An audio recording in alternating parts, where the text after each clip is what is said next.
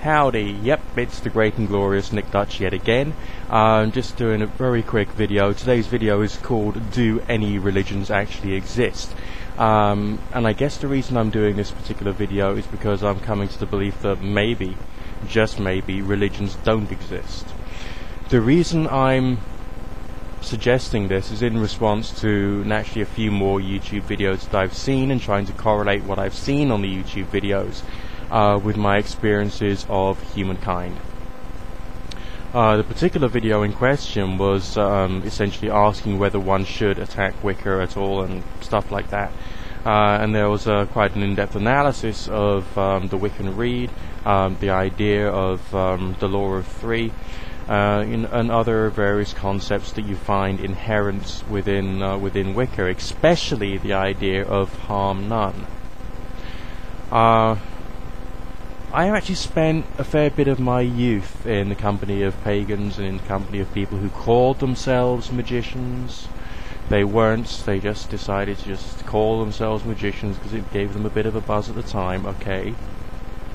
I would probably say that, bearing in mind even some of the most remote and vague definitions of what a magician is, amongst the magical community, probably less than 1% of all the people who call themselves a magician is an actual magician. Alright. It's a crazy situation. But anyway, back to the subject.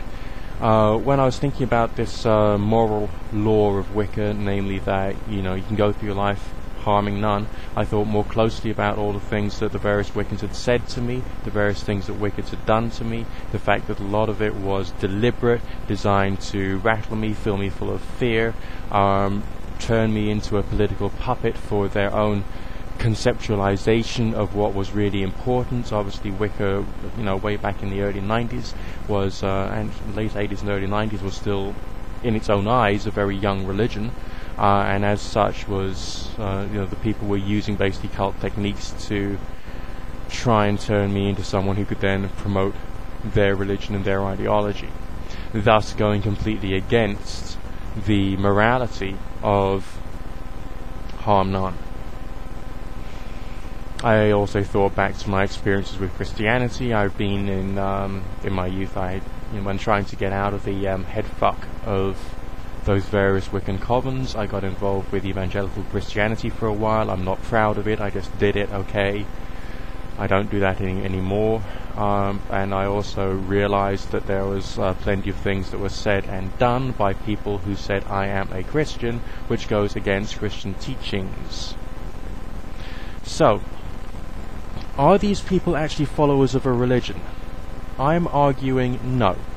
Because if a religion is following a moral code, following a code of practice, or indeed following a path of self-development, the number of people who are within the various religions who are actually following these particular paths of self-development, these particular moral codes, these particular forms of practice, are probably less than 1%.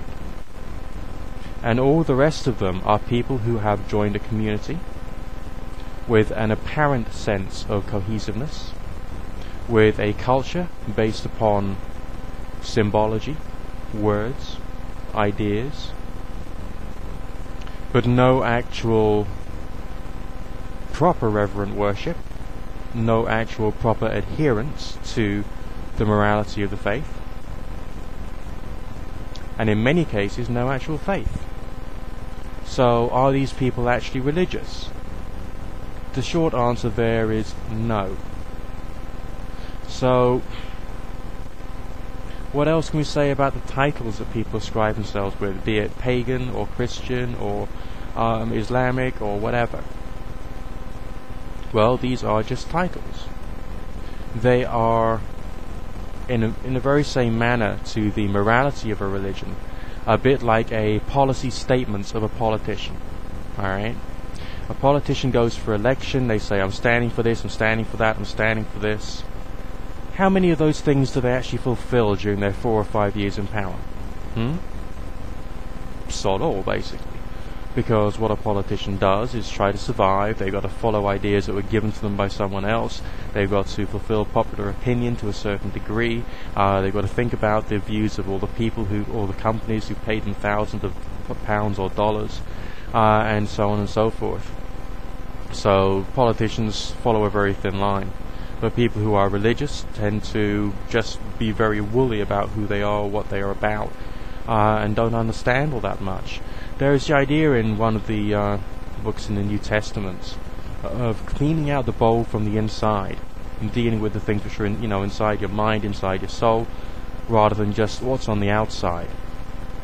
I maintain that when a Christian calls himself a Christian, they are automatically cleaning the outside of the bowl.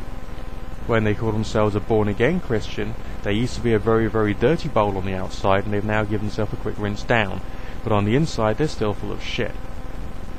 In many ways. Not in all cases, by all means, but in many cases. Also within Christianity and within Wicca, there is, a path of self-development. Neither of which are the right true way. They are a way described by some people and communicated by some people to a community. And there's many other ways of achieving the same internal personality changes. But how many of the people who call themselves Wiccan are actually following this in detail and understand all the ramifications of all the words in their in the various texts of Wicca? How many of them? No, very few. Because for some of them it's just a question of having some kind of faith in the god and the goddess, the circle casting, or in the case of Christianity, the guy who died, and so on and so forth, without actually doing the academic analysis, the in-depth analysis, working out how you can apply all these things to your life, and so on and so forth. So I would say that religions probably do not exist. There are communities that give themselves religious titles, there are individuals who give themselves religious titles, but religions probably don't exist. Now, I know it'll sound a bit controversial, I'm probably going to get a bit of unpleasant mail as a result of it, but I'm saying this in order to help you to criticize what you see in your own identity as a religious person, as a magical person, as a pagan person, as a superstitious person, as a devout person. Because if you don't have that self-criticism, you develop something called a psychosis.